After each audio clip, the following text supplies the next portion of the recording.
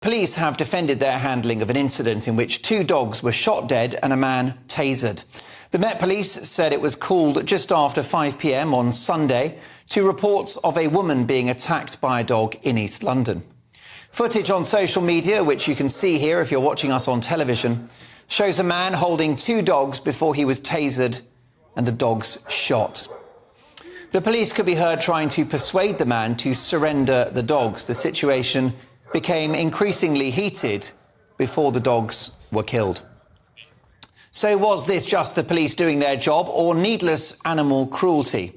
To debate this, I'm delighted to welcome animal rights activist Robert Gordon and former Detective Chief Superintendent in the Met, Kevin Hurley. But let's speak to Gordon first, Robert Gordon. Robert, thanks very much for coming in. No worries, great to be here. What was your reaction when you saw that footage of the dogs being shot?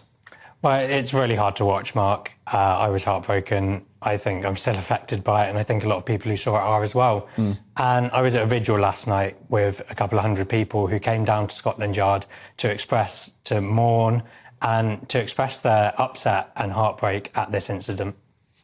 These dogs, however, are in the aggressive category, aren't they? I mean, this is a breed that can do damage.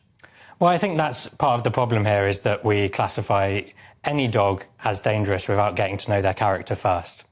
Indeed, but don't these sorts of breeds have the physical potential to cause so much more destruction than, let's say, a Jack Russell? Well, they're bigger, that's for sure. And sometimes bred for fighting? Well, I couldn't comment on these dogs in particular, but I worked at the RSPCA for a couple of years, and I've had countless dogs come through, and it's often the smaller ones that are most vicious. But they're all lovely at the end of the day, and they just want a loving home, they just want loving caregivers, and they don't deserve to be shot in the street. Of course, unfortunately, as you will know with your time at the RSPCA and as an animal rights campaigner, that unfortunately dogs are sometimes weaponised by their owners, sometimes by criminals, as the equivalent of a knife or a gun. How were the police to know that that wasn't the case on Sunday? I think anyone watching the video can see quite clearly that the police were escalating the situation, if anything, and that the course of action that they took was completely unnecessary, but is probably symptomatic. This isn't an isolated incident. It's symptomatic of the Met's problems. We know, for example, that a report showed that they're institutionally racist, misogynistic, sexist.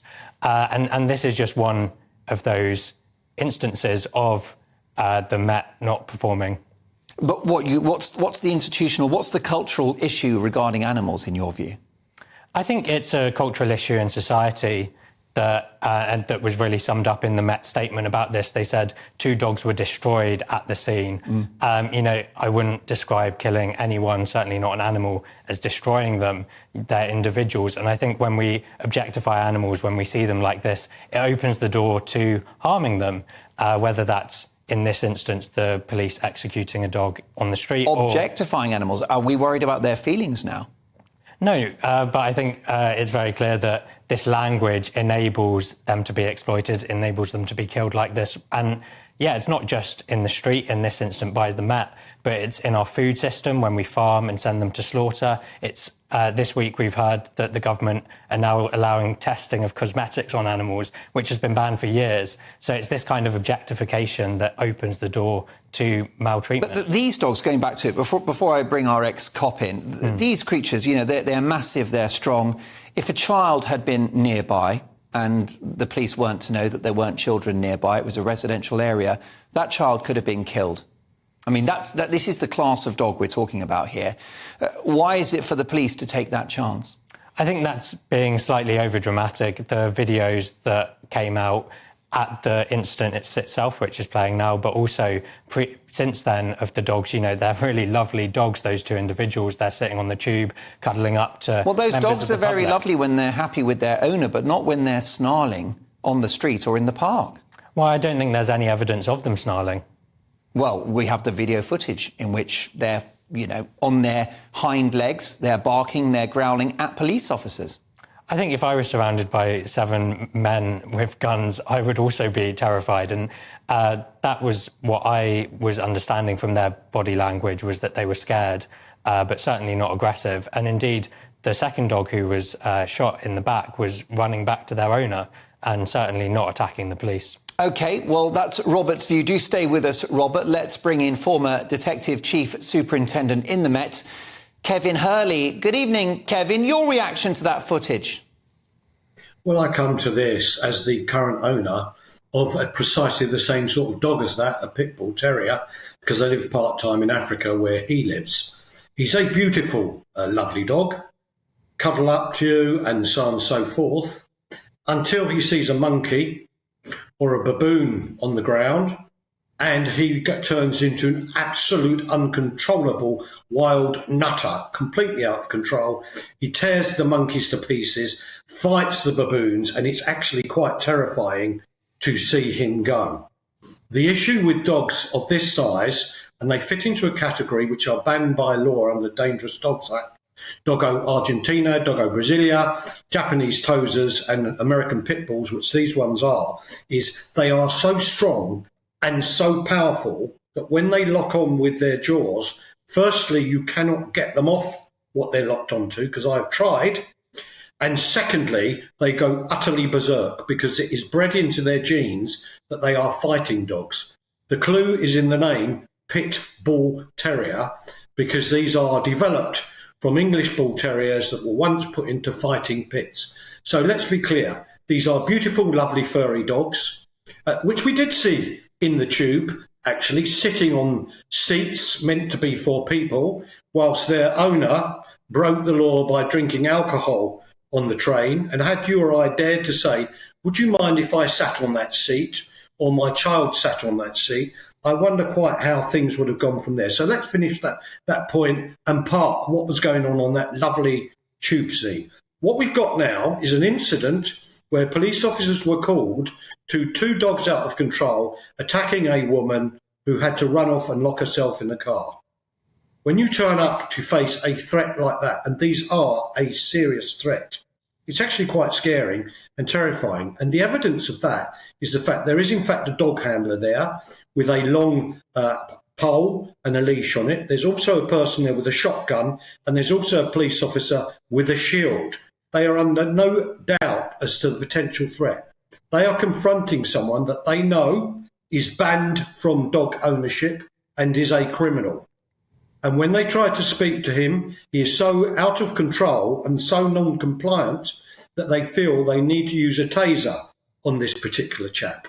Now, the dogs, sadly for those two lovely dogs, and I would like to own them where I live, they are seriously dangerous and out of control. If they come off the lead and they hit one of those police officers, they will take out their jugular vein, their femoral artery, rip their face off, or lock on to their thigh, and they'll be permanently disabled.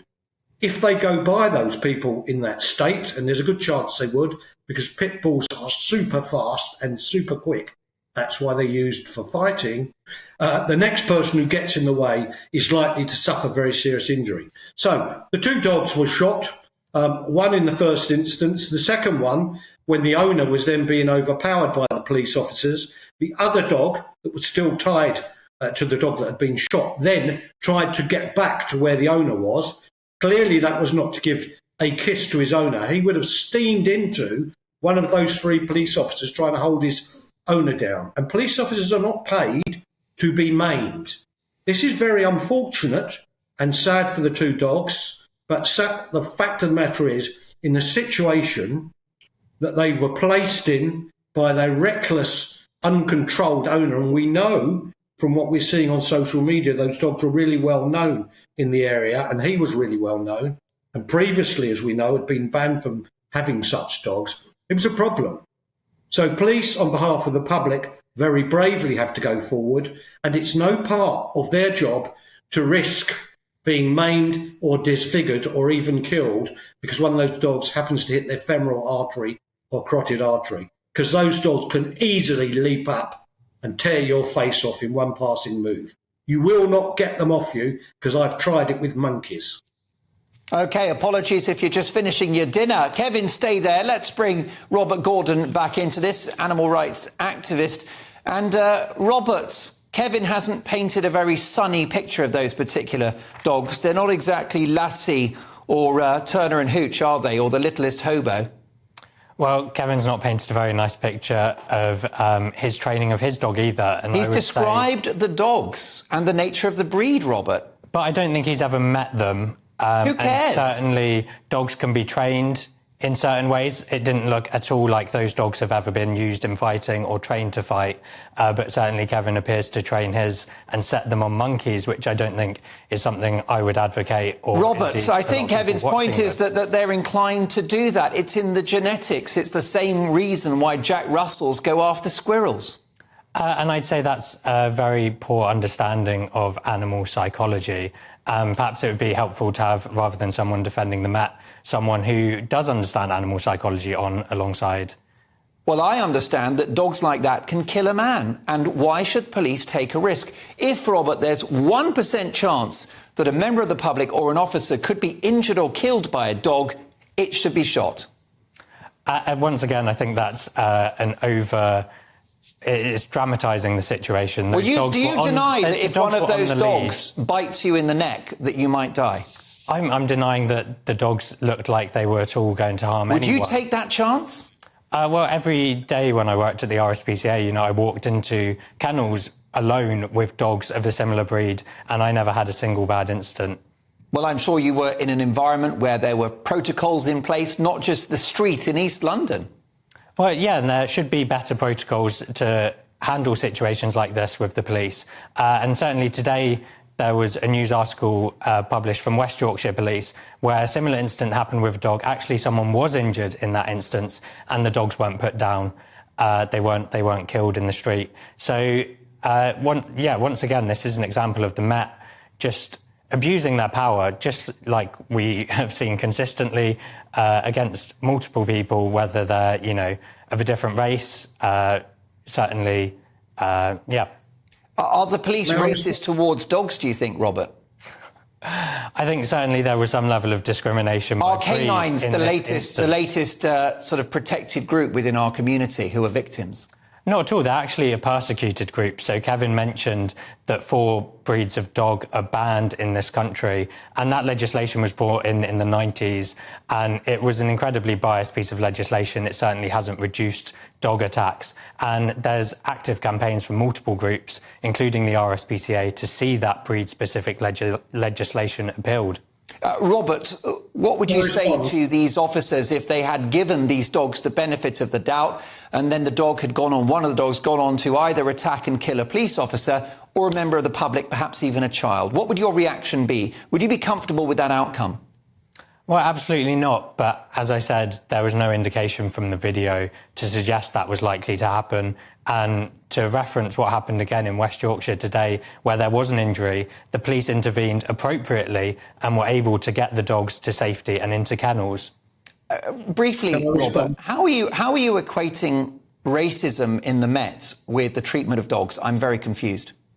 I'm not saying they're directly linked. I'm saying the Met has institutional problems, institutional abuses of power, and it's the same way that this report describes them as sexist and racist. It's the same way that at the weekend 52 peaceful protesters were arrested before they even did anything, some of them 5 miles away from where they were supposedly meant to be committing a crime. So It's these abuses of power that make the Met institutionally broken.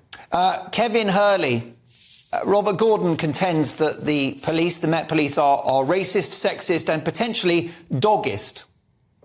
Yeah. May I first of all say that I've owned dogs all my life, and my dog is particularly well controlled and particularly well mannered around children and will do whatever one wants on command, except within his area of territory, he is completely uncontrollable if people come into it. By that I mean monkeys, baboons or other dogs. And it's very, very difficult with a dog like that in certain circumstances to control them. The second point, will you please, when you talk about this specific incident, which is related to why 2 dogs which had previously attacked a woman and were known as trouble in the area with a man who'd been banned from having dogs, will you please stop linking that to what the Metropolitan Police may or may not do in relation to anything else? It's got nothing to do with it.